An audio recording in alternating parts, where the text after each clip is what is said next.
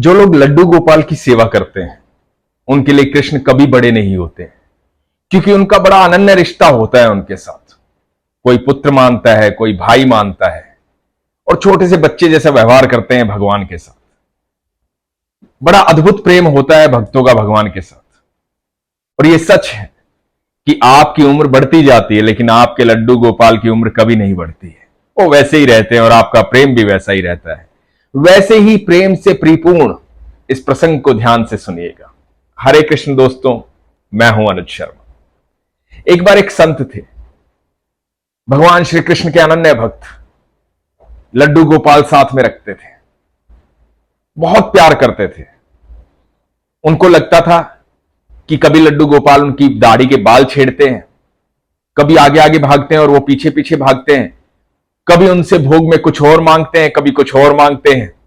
बहुत सारा प्रेम करते हैं। घंटों घंटों वो संत जो है लड्डू गोपाल से बातें करते थे, अपना मानस पुत्र मानते थे कि ये मेरा बेटा है, ये मेरा बच्चा है, मेरे जीवन का सहारा, मेरा सब कुछ यही है।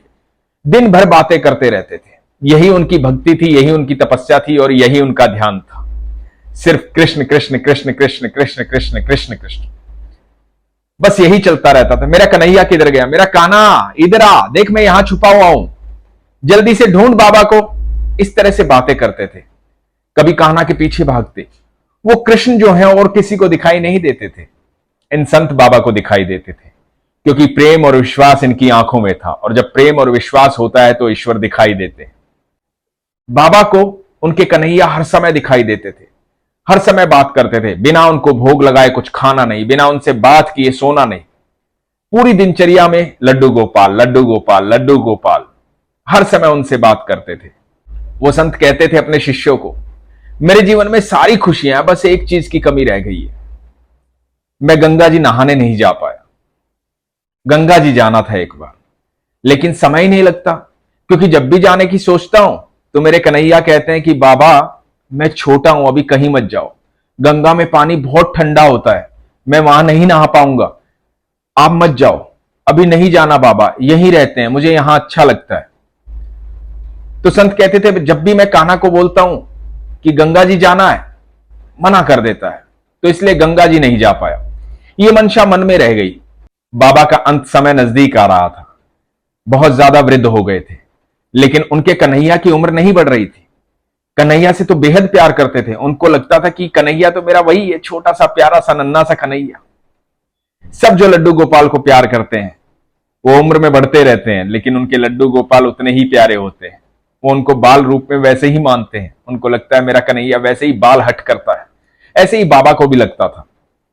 समय आया और बाबा ने प्राण त्याग दिए। बाबा इस दुनिया से चले गए बैकुंठ धाम। जब बैकुंठ धाम चले गए, शिष्यों को बड़ा दुख हुआ। कन्हैया से वात्सल्य करने वाले ऐसे भक्त विरले होते हैं, जिनको हर समय कन्हैया दिखाई देते हैं, हर समय कन्हैया से बातें होती हैं। दूसरों को हमेशा लगता है कि ये पागलपन है। ऐसा कभी होता है क्या? ऐसे कोई देख सकता है क्या?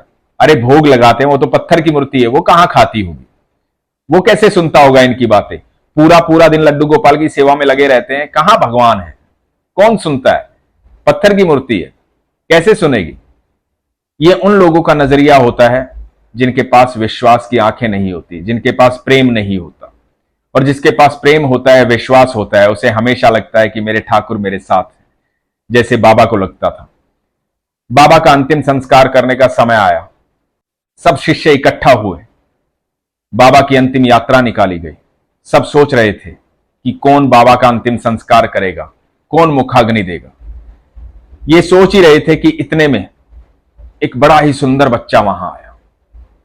बहुत सुंदर बच्चा, घुंघराले बालों वाला, मोटी आंखों वाला, सांवला सा, बहुत सुंदर दिखने वाला। अजब ही तेज था उसके चेहरे पर, बहुत सुंदर लग रहा था। जब सब लोग विचलित थे, सोच रहे थे कि मुखाग्नि कौन देगा, बच्चे ने पीछे से बोला कि मुखाग्नि मैं दूंगा, मैं बाबा का मानस पुत्र हूं, बाबा का माना हुआ बेटा, बाबा मुझे बेटा मानते थे। उस बच्चे की आवाज सुनकर के सब स्तब्ध रह गए, शांत हो गए। किसी के पास कोई सवाल नहीं था, किसी के मन में कुछ बात ही नहीं आई। वो इतना कांतिमय बच्चा था कि सब लोगों के प्रश्न गुम हो गए, दिमाग ने काम करना बंद कर दिया। वो बच्चा आगे बढ़ा। उसके हाथ में एक लुटिया थी। लुटिया में गंगा जल था। अपने बाबा को स्नान करवाया, गंगा जल के छींटे लगाए, मुखपान करवाया और बाबा का अंतिम संस्कार किया। जब अंतिम संस्कार हो गया और सब लोग खड़े देखते रह गए, उसके बाद वो बच्चा अंतर्ध्यान हो गया।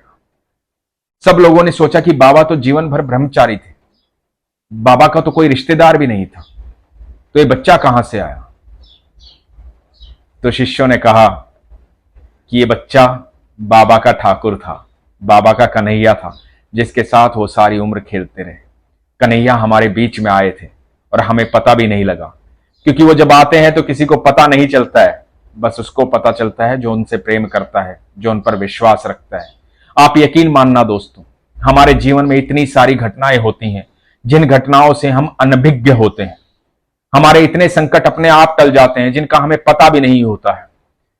हम सोचते हैं कि हमारे साथ ये गलत क्यों हुआ, हमें नहीं पता होता कि हमारे साथ और ज्यादा गलत हो सकता था, लेकिन हमारे ठाकुर वहां खड़े थे।